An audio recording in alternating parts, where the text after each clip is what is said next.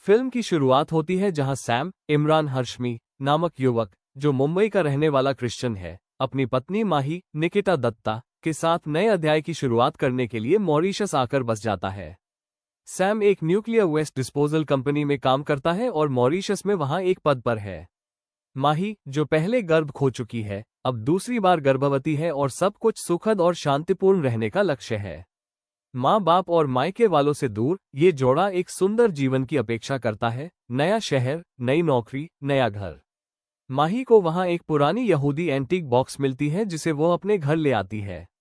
ये बॉक्स एक यहूदी धार्मिक वस्तु है जिसे द्यबक बॉक्स कहा जाता है। यहूदी पौराणिक मान्यताओं में ऐसा बक्सा जिसमें एक द्यबक नामक भूत या आत्मा बंद हो सकती है। शुरुआत में सब सामान्य लगता है, लेकिन जल्द ही माही और सम के जीवन में कुछ अजीब घबराहटें आने लगती हैं। माही अक्सर चुपचाप डर जाती है, अजीब आवाजें सुनती है, घर में अनदेखी घटनाएं होती हैं, दरवाजे अपने आप खुलना बंद होना, रात में हवा का बहना, माही का रातों को अंधेरे में अचानक जाग जाना। सैम पहले इसे मामूली समझता है, लेकिन माही की चिंता बढ़ती जाती है। सैम और माही इस नए जीवन में गर्भवती महिला के रूप में उपेक्षित और संवेदनशील स्थिति में होते हैं। माही अपनी पिछली हार के कारण ज्यादा भावनात्मक है। ऐसे में जब भूतिया घटनाएं बढ़ती हैं, दोनों में डर और तनाव गहरा जाता है। सैम की करियर प्रोफाइल और माही की गर्भवती स्त्री की स्थिति इस पूरे सिचुएशन को और नाजुक बना देती है। घटना तब और जटिल हो जाती है जब सैम जान जाता है कि यह जो बॉक्स माही लाई है, वो सिर्फ एक एंटीक ऑब्जेक्ट नहीं है, उसमें एक द्यबक नामक आत्मा बंद है, जो इस जोड़े के घर में अटके रहने आए है। यह आत्मा किसी पूर्व व्यक्ति की है, जिसने जीवन में अनसुलझे प्रेम घटनाओं, प्रलोभन या क्रूरता का सामना किया था और अब इस बॉक्स के माध्यम से अपना बदला या राहत खोज रही है। सैम तथा माही इस रहस्य को सुलझाने के लिए एक यहूदी रब्बी, अनिल जॉर्ज, की मदद लेने का निर्णय लेते हैं। रब्बी इस द्यबक के इतिहास को खोलता है। पता चलता है कि यह बॉक्स पहले मॉरिशस के यहूदी समुदाय में था। एक व्यक्ति ने उसे अपने निजी वाद विवाद या प्रेम घटना के बाद रख दिया था। उस व्यक्ति की आत्मा शांति न मिलने के कारण इस बॉक्स में फंस गई थी।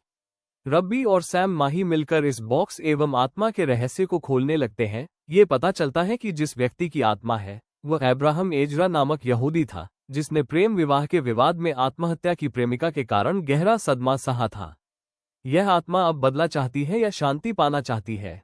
इसके बाद कहानी एक हॉरर थ्रिलर में बदल जाती है। आत्मा की शक्तियां बढ़ती है, माही का गर्भ जोखिम में आता है, सैम का स्वास्थ्य प्रभावित होता है और घर में आतंक बढ़ जाता है। माही अचानक अचेत हो जाती है। सैम डर जाता है कि यह केवल चुहलखानी नहीं बल्कि जानलेवा हो सकती है। रब्बी, सैम और माही तीनों को मिलकर आत्मा को शांत कराने का प्रयास करना पड़ता है। उन्होंने जादू टोना, यहूदी प्रार्थना और बॉक्स को नियंत्रित करने के उपाय अपनाए। क्लाइमैक्स में सैम और माही को बॉक्स को सुरक्षित जगह पर ले जाकर आत्मा से वार्ता करनी पड़ती है। यह अब्राहम की आत्मा चाहती है कि उसे शांति मिले, अपने अटके हुए कर्मों से मुक्ति मिले। माही इस संवाद के दौरान खतरनाक स्थिति में आ जाती है। सैम उसे बचाने दौड़ता है और रब्बी आखिरी मोमेंट में आत्मा को रिहा करने का एक व्यवहार करता है। अंत में आत्मा छूट जाती है, माही का गर्भ सुरक्षित रहता है और सैम माही एक तरह से नए जीवन की ओर बढ़ते हैं। हालांकि यह अनुभव उन्हें पूरी तरह नहीं छोड़ेगा। फिल्म एक चेतावनी के रूप में खत्म होती है कि पुरानी वस्तुएं, अनसुलझे रहस्य और अज्ञात शक्तियां कभी-कभी सुनसान जगहों में भी लोगों को घेर सकती हैं।